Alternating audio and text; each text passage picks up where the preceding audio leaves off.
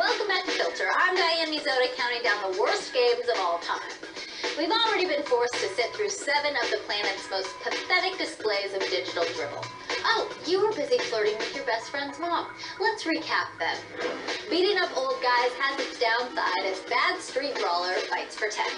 Bubsy 3D and its Kestrian Bobcat irritate their way into 9. It's a bird, it's a plane, it's super stupid. Superman 64 takes the 8th position.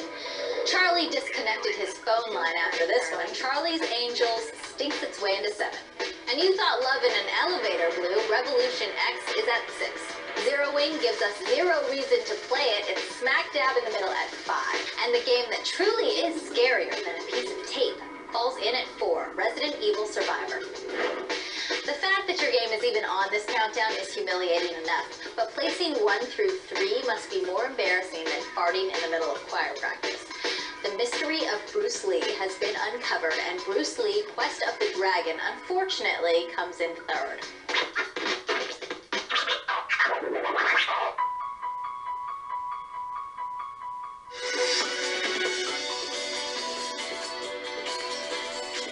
Bruce Lee Quest of the Dragon is actually a fun game for the first 2 or 3 levels, but then it becomes repetitive.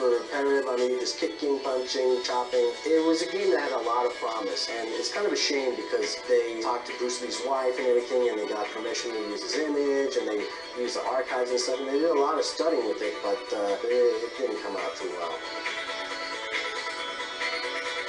I mean, have you ever seen those boxes that you wind up and the thing pops out, like banging the symbols together? I mean, that's exactly what this game is. He's like this little thing boxed up, and he springs forward, and his legs are flying all over the place. He's always like springing around and everything, you know what I mean? Like, he's so tense. The guy's got to go for like a deep tissue massage or something like that and just, you know, relax a little bit. It really doesn't seem very fitting to the legend, the icon, the symbol that is Bruce Lee. Somewhat disrespectful, and yet not the least bit entertaining. Here are a few titles that got filtered out. Mortal Kombat Advance, the game doesn't even work right. Like, not only is it a bad game, but it doesn't even work how it's supposed to. How about that one move where the guy gets engulfed in flames?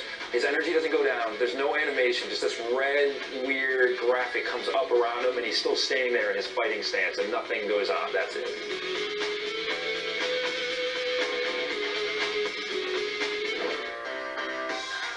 The Britney Spears one seemed pretty lame, you know? I mean, it may be fun to look at, but how much fun can you have? You know, she already lip syncs already, so you see her on the video game lip syncing. You know, I could never see playing that.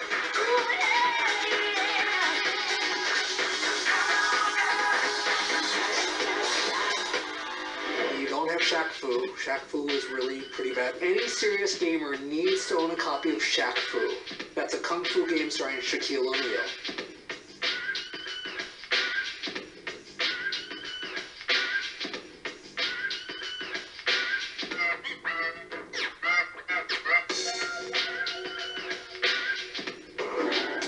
Well, both games have tried to throw in the towel, but the truth is their developers should have a long time ago. It's the worst game ever made, Shenmue, the most boring game on the planet where the voice acting is so excruciatingly bad you'd rather go see Barney live than be forced to listen to its cheesy dialogue? Or does the ultimate suckage award go to the Legend of Zelda, the Wand of Gamelon, a non-Nintendo developed side-scrolling game that looks like it was developed by a 10-year-old on crack? Are you a fan of crappy storylines, or do you prefer adolescent gameplay? It's time to find out as Shenmue meets the Legend of Zelda, the Wand of Gamelon, in another filtered face-off.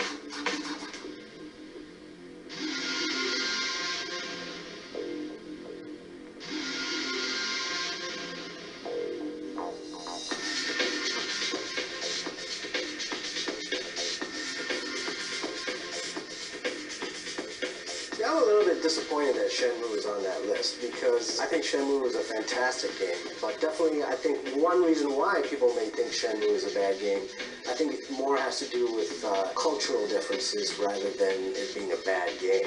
I'd say 90% of the game is walking around talking to people, having these just terribly repetitive, inane conversations about the same thing over and over again. And this person tells you to talk to that one, and that person tells you to talk to this one, and then so on and so forth. There's certain parts of Shenmue that I can respect, but at the end of the day, it's just not that much fun. It's impressive, but it's just not that much fun to play.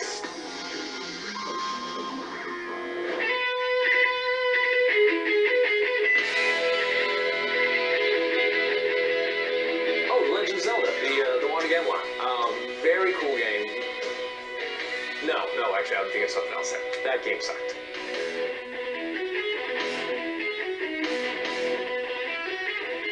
Got to get in. Nintendo had some deal with Philips that they could use their characters for their god-awful CGI system, and it just looked so bad. One of the worst things was they had these little animation sequences. Great and all for the time, except the fact that I'd already seen them on the Christian Broadcasting Network. And not like the national one, but like the local stuff. What was going on here? Like, what was anybody at Nintendo thinking that they allowed this to happen?